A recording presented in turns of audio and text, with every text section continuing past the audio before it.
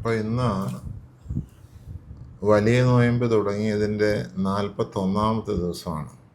ആ നോയമ്പ് 40 ദിവസം കഴിഞ്ഞാൽ ഇന്ന് 41ാമത്തെ ദിവസം വീടും. അതിൽ എനിക്ക് വിശ്വസനീയമായി തോന്നിയ 2 ഐതിഹ്യങ്ങളാണ് ഞാനിപ്പോൾ നിങ്ങളോട് ഷെയർ ചെയ്യുന്നത്. ഈ കോഴിക്കോട്ടയെ സംബന്ധിച്ചും ഒരു കാര്യം എനിക്ക് പറയാറുണ്ട്. അതായത് പിന്നെ കോഴിക്കോട്ട ഉണ്ടാക്കുമ്പോൾ എനിക്ക് തോന്നിയ 1-2 പ്രത്യേകതകളാണ്. അമ്മയ്ക്ക് മോൾഡിൽ ഉണ്ടാക്കുന്നതാണോ എളുപ്പമായിട്ട് തോന്നിയത്? അപ്പോൾ ഇന്ന് വലിയ നോയമ്പ് തുടങ്ങിയതിൻ്റെ 41ാമത്തെ ദിവസമാണ്. ഇന്നലെ 40ാം വെള്ളിയാഴ്ചയായിരുന്നു. ഇന്ന് 41ാം ദിവസം. നാളെ ഹോശാന ഞായറാഴ്ച. അപ്പോൾ ഇന്ന് 41ാമത്തെ ദിവസം ശനിയാഴ്ച. ഈ ദിവസം കോഴിക്കോട്ട ശനിയാഴ്ച എന്ന പേരിലാണ് അറിയപ്പെടുന്നത്. അപ്പോൾ കോഴിക്കോട്ട ശനിയാഴ്ചയുടെ പിറവിയെപ്പറ്റി പല ഐതിഹ്യങ്ങളും നമ്മുടെ നാട്ടിൽ പ്രചരിക്കുന്നുണ്ട്. അതിൽ എനിക്ക് വിശ്വസനീയമായി തോന്നിയ 2 ഐതിഹ്യങ്ങളാണ് ഞാനിപ്പോൾ നിങ്ങളോട് ഷെയർ ചെയ്യുന്നത്.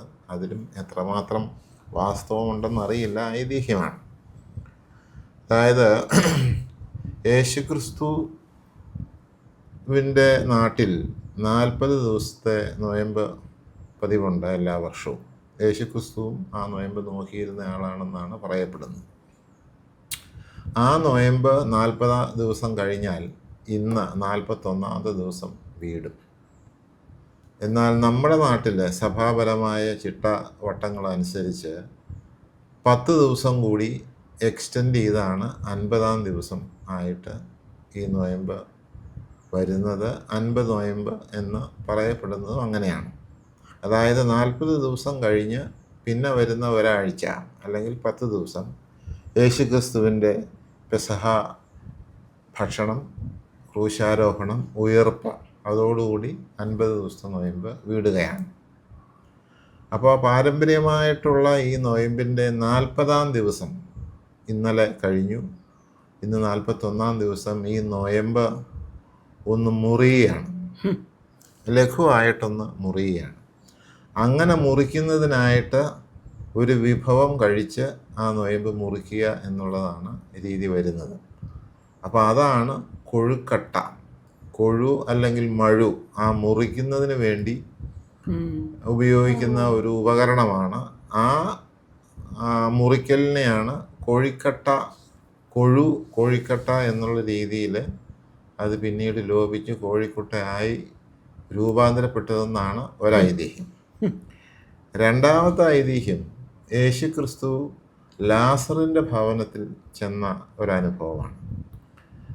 ക്രിസ്ത്യൻസിനായിട്ടുള്ളവർക്ക് എല്ലാവർക്കും അറിയാം, ലാസർ യേശുക്രിസ്തുവിൻ്റെ ഒരു വലിയ ഫ്രണ്ടായിരുന്നു. അപ്പോൾ ആ വീട്ടിൽ ചെന്നപ്പോൾ ലാസർ മരിച്ചു കഴിഞ്ഞിരുന്നു. അപ്പോൾ മാർത്തയും മറിയയും ലാസറിൻ്റെ സഹോദരിമാർ യേശുക്രിസ്തു ചെന്നതനുസരിച്ച് അവർ യേശുക്രിസ്തുവിന് ഒരു പലഹാരം ഉണ്ടാക്കി കൊടുക്കുന്നു. ഗോതമ്പ് മാവും അതുപോലെയുള്ള മറ്റ് മധുര പദാർത്ഥങ്ങളും ചേർത്തുള്ള ആ പലഹാരം യേശുക്രിസ്തുവിന് അവർ കൊടുത്ത് സൽക്കരിക്കുന്നു. അപ്പോൾ പിന്നീട് ലാസറിനെ ഉയർപ്പിച്ച അനുഭവങ്ങളൊക്കെ ഉണ്ട്. അത് ഇവിടെ പ്രസക്തമല്ലാത്തത് കൊണ്ട് പറയാത്തതാണ്. അപ്പോൾ ആ മധുര പലഹാരത്തെ അനുസ്മരിപ്പിക്കുന്ന ഒരു പലഹാരമാണ് ഈ കോഴിക്കോട്ട എന്നാണ് വേറൊരു ഐതിഹ്യം. നമ്മുടെ നാട്ടിൽ ഗോതമ്പ് ഒന്നും പുരാതന കാലത്ത് പോപ്പുലർ അല്ലായിരുന്നത് കൊണ്ടും അരിയാണ് നമ്മുടെ പ്രധാന ഭക്ഷണമായിരുന്നത് കൊണ്ടും അരിപ്പൊടിയും ശർക്കരയും തേങ്ങയും ചേർത്തിട്ടുള്ള പലഹാരമാണ് നമ്മൾ കോഴിക്കോട്ടയായിട്ടുണ്ടാക്കി അത് കഴിച്ച് വരുന്ന ഒരു ശീലം. അപ്പം അങ്ങനെയാണ് ഈ 2 ഐതിഹ്യങ്ങളും ഏകദേശം നമുക്ക് വിശ്വസനീയമായി തോന്നിയ ഈ ഐതിഹ്യമാണ് ഞാനിപ്പോൾ നിങ്ങളോട് ഷെയർ ചെയ്തത്. പിന്നെ ഈ കോഴിക്കോട്ടയെ സംബന്ധിച്ചും ഒരു കാര്യം എനിക്ക് പറയാറുണ്ട്. അതായത് കോഴിക്കോട്ട ഉണ്ടാക്കുന്നത് ഞാൻ പറഞ്ഞു, അരിപ്പൊടിയും ശർക്കര പാനിയും മറ്റേ തേങ്ങയും ചേർത്ത് വിളയിച്ച് അരിപ്പൊടി ഉരുട്ടി അതിനകത്ത് കുഴി കുഴിച്ച് ഈ ശർക്കരയും തേങ്ങയും വിളയിച്ച് വെച്ചിട്ടാണ് വേവിക്കുന്നത്. അപ്പോൾ വളരെ ഹൃദ്യമായ ഒരു ടേസ്റ്റാണ് അതിന്. കാരണം നമ്മൾ അടയുണ്ടാക്കാനും ഒക്കെ ഇതേ കോമ്പിനേഷൻ തന്നെയാണ് ഉപയോഗിക്കുന്നത്. അപ്പോൾ ശർക്കരയും തേങ്ങയും ചേരുമ്പോൾ തന്നെ ഒരു പ്രത്യേക രുചിയാണ്.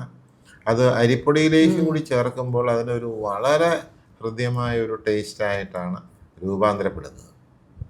പിന്നെ കോഴിക്കോട്ട ഉണ്ടാക്കുമ്പോൾ എനിക്ക് തോന്നിയ 1-2 പ്രത്യേകതകളാണ് എനിക്ക് തോന്നിയത്. ഒന്ന്, അത് കഴിയുന്നിടത്തോളം തിന്നായിട്ട് അതിൻ്റെ ആ അരിപ്പൊടി ഉരുട്ടിയെടുക്കണമെന്നുള്ളതാണ്. പക്ഷേ ഉണ്ടാക്കുന്നവരെ സംബന്ധിച്ച് അത് അത്ര എളുപ്പമല്ല തിന്നായിട്ട് ഉണ്ടാക്കുക എന്നുള്ളത്. തിന്നായിട്ടുണ്ടാക്കിയാലുള്ള ഒരു ഗുണം എന്താണെന്ന് വെച്ച് കഴിഞ്ഞാൽ അതിൽ ഈ ശർക്കരയും തേങ്ങയും ചേർത്തിട്ടുള്ള വിളയിച്ചത് അതിനകത്ത് വെച്ചിട്ട് അത് അടച്ച് ആവിയിൽ വേവിച്ച് കഴിയുമ്പോൾ ആ കോഴിക്കോട്ട ഇങ്ങനെ തുടുത്തിരിക്കും. അതിൻ്റെ ആ ശർക്കരയൊക്കെ ഒരല്പം പുറത്തോട്ട് വന്ന് ആകെ നല്ല തുടാന്നിരിക്കും. അപ്പം അത് കഴിക്കാനായിട്ട് ഒരു പ്രത്യേക ആസ്വാദ്യത ഉണ്ടാകും. പിന്നെ എനിക്ക് തോന്നിയത് കഴിയുന്നതും ചെറുതായിട്ടുണ്ടാക്കുന്നതും നല്ലതാണെന്ന് എനിക്ക് തോന്നുന്നു എൻ്റെ അനുഭവത്തിൽ. കാരണം ഞാൻ മുമ്പ് പറഞ്ഞതുപോലെ ഒരു കോഴിക്കോട്ട എടുത്താൽ അത് നേരെ വായിലേട്ട് ഇടത്തക്ക രീതിയിലുള്ള വലിപ്പം. കാരണം നമ്മളത് നമ്മുടെ കയ്യിൽ പിടിച്ച് കടിച്ച് 2-3 പ്രാവശ്യമായിട്ടത് കഴിക്കുമ്പോഴേക്കും നമ്മുടെ കൈയും പാത്രവും മേശയും ചിലപ്പോൾ ഡ്രസ്സും ഒക്കെ ഇതിൻ്റെ സിറപ്പ് വീണ് വൃത്തികേടാകാൻ ചാൻസ് ഉണ്ടാകും. അപ്പോൾ ചെറുതാണെങ്കിൽ അത് നേരെ തന്നെ നമുക്ക് വായിലേക്കിട്ട് കയ്യിലധികം വൃത്തികേടാകാതെ കഴിക്കാൻ സാധിക്കും. എനിവേ, ഇതൊരു വളരെ നല്ല പലഹാരമാണ്. കേരളീയർക്ക് വളരെ സുപരിചിതമാണ് ഈ പലഹാരം. ഇതേ കോമ്പിനേഷനിൽ തന്നെ നമ്മൾ അടയും ഒക്കെ ഉണ്ടാക്കി പലപ്പോഴും കഴിക്കാറുണ്ട്. അതെല്ലാം വളരെ ആസ്വാദ്യകരമാണ്. അപ്പോൾ അങ്ങനെ നമ്മുടെ ഇന്നത്തെ കോഴിക്കോട്ട ശനിയാഴ്ച കോഴിക്കോട്ട കഴിച്ച് നമ്മൾ ആഘോഷിക്കുകയാണ്, അല്ലെങ്കിൽ ആചരിക്കുകയാണ്. നോയമ്പ് 40 ദിവസത്തെ നോയമ്പ് ഇന്നലെ കഴിഞ്ഞു. അത് ഇന്ന് 41-ാം ദിവസം മുറിഞ്ഞു. അപ്പോൾ അത് കഴിച്ചു കഴിഞ്ഞ് വീണ്ടും നമ്മൾ നോയമ്പ് തുടർന്ന് കണ്ടിന്യൂ ചെയ്യുന്നു. ഇനിയുള്ള ഒരാഴ്ച കഷ്ടാനുഭവ ആഴ്ചയാണ്. ഇതിൻ്റെ ഏറ്റവും പ്രാധാന്യമേറിയ ഒരു ഘട്ടത്തിലേക്ക് വരികയാണ്. അപ്പോൾ അത് തുടർന്ന് നമ്മൾ നോക്കി ഉയർപ്പോടുകൂടി ആ നോയമ്പ് പൂർണ്ണമായിട്ട് വീടി അവസാനിക്കുന്നു. Okay, all the best. പിന്നെ എനിക്കൊരു കാര്യം അറിയാനുള്ള എന്നാന്ന് വെച്ച് കഴിഞ്ഞാൽ, പണ്ട് നമ്മുടെ എല്ലാവരുടെ വീടുകളിലും, ഇവിടെയും എൻ്റെ വീട്ടിലുമൊക്കെ നമുക്ക് പാടത്ത് കൃഷിയുണ്ടല്ലോ. അത് കാരണം ഈ ഉണക്കനെല്ല് കുത്തൂലേ, അതായത് ഉണക്കനെല്ലെന്ന് പറഞ്ഞു കഴിഞ്ഞാൽ പുഴുങ്ങാതെ, അതറിയാം കൃഷിയുള്ളവർക്ക്, നെല്ല് ഉണങ്ങിയേച്ച് മില്ലിൽ കൊണ്ടുപോയി നമ്മൾ കുത്തിച്ച് പാറ്റി എടുത്തേച്ച് അത് പൊടിച്ചെടുക്കണ ഉണക്കലരി പൊടി.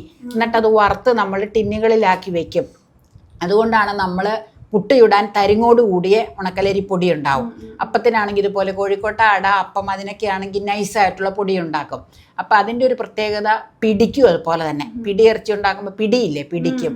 അതിനൊരു പ്രത്യേകത എന്നാന്ന് വെച്ച് കഴിഞ്ഞാൽ കളറ് വൈറ്റ് ആയിരിക്കില്ല, ഇച്ചിരി ഒരു ബ്രൗൺ പോലെ ഒരു ഈ ഉണക്കലരി ആയതുകൊണ്ട് കളറുണ്ടാവും. പക്ഷേ ടേസ്റ്റ് വളരെ വ്യത്യാസമായിരിക്കും. ഇവിടെ എപ്പോഴും എന്നോട് പറയണ ഒരു പോയിൻ്റാണ്, ഈ നമ്മൾ മേടിക്കണ വറുത്ത പൊടിയത് ഇതുണ്ടാക്കിയേക്കണത്. അപ്പം ഈ പൊടി കൊണ്ട് ഉണ്ടാക്കുമ്പോൾ എന്നോട് പറയും പണ്ടത്തെ കാലത്തെ പൊടിയുടെ രുചി ഇല്ല എന്ന് പറയും. അത് കാരണം എന്നാന്ന് വെച്ച് കഴിഞ്ഞാൽ അത് ഉണക്കലരി, അതായത് പാടത്ത് കൃഷി ചെയ്ത അരി ഇങ്ങനെ ഉണങ്ങി വെച്ച് നമ്മൾ പൊടിച്ച് വറുത്തെടുക്കണത്. അപ്പം കളറ് കുറവാണെങ്കിലും ഭയങ്കര ടേസ്റ്റാണ്. ഇതെന്നാന്ന് വെച്ച് കഴിഞ്ഞാൽ പച്ചരി ശരിക്കും പച്ച, അതായത് ഈ ഇങ്ങനെ വൈറ്റ് കളറുള്ള അരിയില്ലേ, ആ അരി വറുത്ത് പൊടിച്ചതാണ്. ഇത് നമ്മൾ മേടിച്ച അരിപ്പൊടിയാണ് ഉപയോഗിച്ചേക്കണം. അപ്പം അതിൻ്റെ രണ്ടിനും വ്യത്യാസമുണ്ട്. കളറ് ഇതിന് കുറച്ചുകൂടി ഉണ്ടാവും, പക്ഷേ ടേസ്റ്റ് വൈസ് മറ്റേതായിരിക്കും നല്ലത്. അത് ഞാനിങ്ങനെ അഭിപ്രായങ്ങൾ പറഞ്ഞതാട്ടോ. എന്നാന്ന് വെച്ചാൽ 2 സംഗതി നമ്മൾ കഴിച്ചേക്കണോണ്ട് രണ്ടിൻ്റെ നമുക്ക് വ്യത്യാസം അറിയാൻ പറ്റും. അതുകൊണ്ട് ഞാൻ അഭിപ്രായം പറഞ്ഞതേ ഉള്ളൂ. അതിപ്പോൾ ഇങ്ങനെ ഉണക്കലരി ഉപയോഗിക്കുന്നവർക്ക് അതിൻ്റെ അറിയാം. ഉണക്കലരി പൊടിയായിട്ട് കിട്ടൂല, ഉണക്കലരിയായിട്ട് കിട്ടും കടകളിൽ, പൊടിയായിട്ട് കിട്ടൂല.